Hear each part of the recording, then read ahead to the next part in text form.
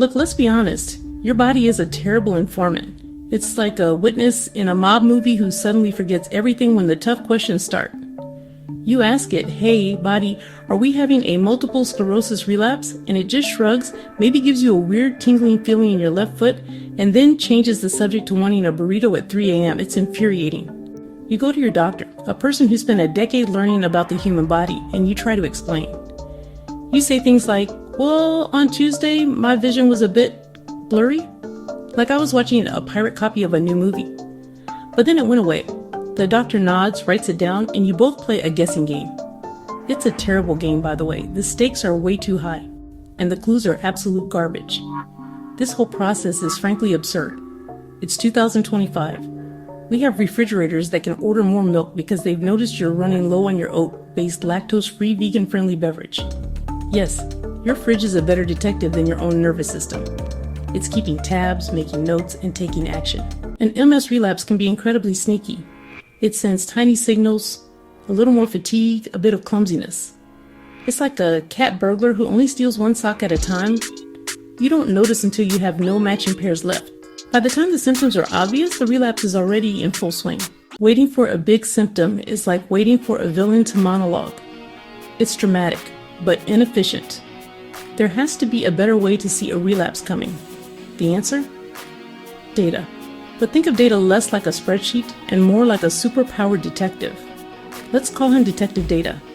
He doesn't care about feelings or excuses. He only cares about the facts. Your daily habits are a crime scene. The way you walk, the speed you type. These are data points, tiny breadcrumbs.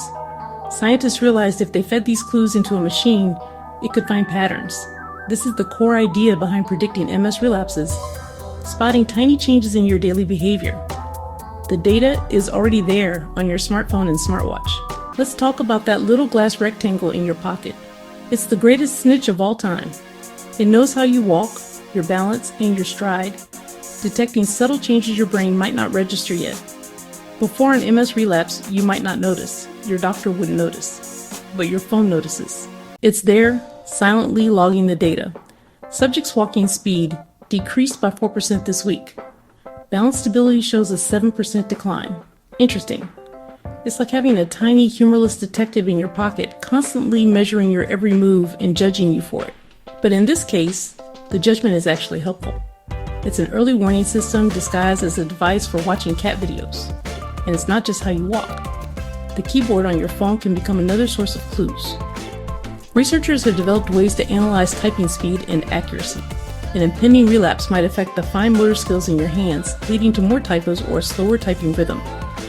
Again, you'd probably just blame it on your fat thumbs or the sheer injustice of autocorrect, changing a perfectly good word into something ridiculous. But the algorithm sees the pattern. It sees that your typing errors have increased by 12% over the past 10 days. It's not judging you, it's connecting the dots. It's seeing a constellation of tiny problems and realizing they form a much bigger picture. This is the kind of detective work that is simply impossible for a human to do. Imagine telling your doctor your gait has deviated by 6%. They'd think you were speaking Klingon. But for a computer, analyzing your walking patterns, typing speed, and sleep is just another Tuesday. It can see the whisper of a relapse long before it becomes a shout. This isn't about replacing doctors. It's about giving them superpowers, turning a guessing game into proactive care. The algorithm is a scout, reporting back so doctors can ask specific questions and intervene earlier. But it can be wrong. It might flag a walking change from new shoes. That's why the doctor is essential. The data provides the what, the doctor figures out the why. It's man and machine, like Batman with the Bat computer. So what did the studies find? The results were pretty darn cool. Data-driven systems predicted MS relapses with startling accuracy, flagging a potential problem weeks before the patient or their doctor had any idea. By tracking tiny changes in smartphone use, like typing speed and movement, the algorithm learned each person's normal baseline.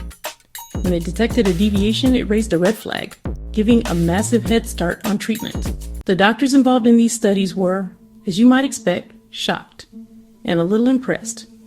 They were seeing a tool that could fundamentally change how they manage a chronic illness. Instead of being reactive, they could be proactive. Imagine a world where your phone sends a quiet alert to your neurology clinic. The alert? Hey, things are trending in a worrying direction for patient X. The clinic can then reach out to you. Hi, we've noticed some changes in your data. How are you feeling? Maybe it's time for a check-in. This transforms care from something that happens every 6 months in an office to something that is continuous, personalized, and happens in real time. And if you think this is amazing, you should really subscribe to this channel. Because what we're talking about here is just the beginning.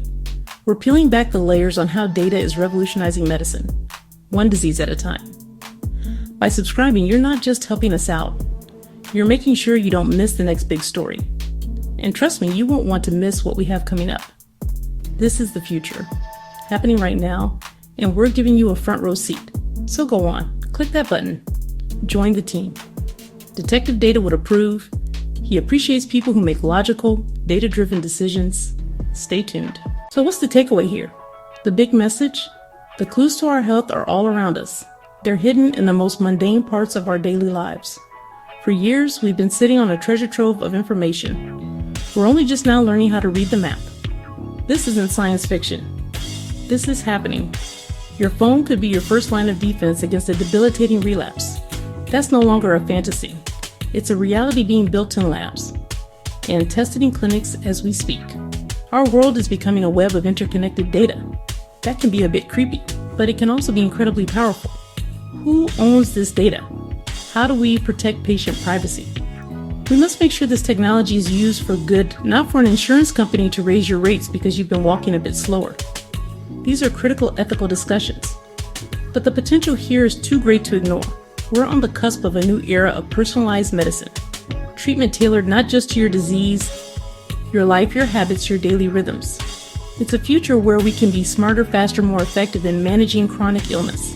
Ultimately, this story is about hope. Using our collective ingenuity to tackle an insurmountable problem. Turning the tables on a disease like MS, using its own sneaky tactics against it. We're fighting subtlety with data, and it looks like data is winning. A satisfying victory for anyone who's felt frustrated and powerless. Answer is not just in an MRI, but in the way we tap on a piece of glass. Revolutionary. It makes you look at that phone in your hand a little differently, doesn't it? And that is how data outsmarted an MS relapse. It's a tale of tiny clues, a clever detective, and technology doing something genuinely useful. The biggest answers are often in the smallest details. Stay tuned.